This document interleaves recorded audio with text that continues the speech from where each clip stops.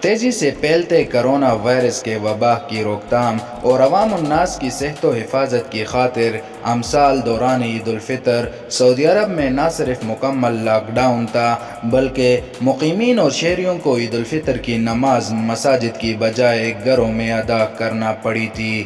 تاہم پچھلے کئی دنوں سے سعودی عرب میں حالات بہتری کی جانب بڑھ رہے ہیں اور کرونا وائرس کی وجہ سے متاثرہ زندگی دوبارہ معمول کے مطابق تقریباً بحال ہو گئی ہے۔ سعودی وزارت مذہبی امور کے وزیر ڈاکٹر عبداللطیف بن عبدالعزیز الشیخ کی جانب سے سعودی عرب بھر میں مذہبی امور کے تمام برانچز اور ڈویژنز کو عید الاضحی کے نماز کے متعلق ہدایات جاری کر دی گئی ہیں۔ سعودی وزارت مذہبی امور کی جانب سے تمام ریجنل کمیٹیوں کو عید الاضحی کی نماز کی ادائیگی اور نمازیوں کی حفاظت کی خاطر ہیلتھ کمیٹی کی سفارشات کی روشنی میں تمام تر انتظامات مکمل کرنے کی تلقین کی گئی ہے۔ وزارت کی جانب سے جاری کیے جانے والے اس بیان کے بعد یہ کہا جا سکتا ہے کہ کرونا پروٹوکولز کو بروئے کار لاتے ہوئے انشاءاللہ عید الاضحی کی نماز مساجد میں ہی ادا کر دی جائے گی۔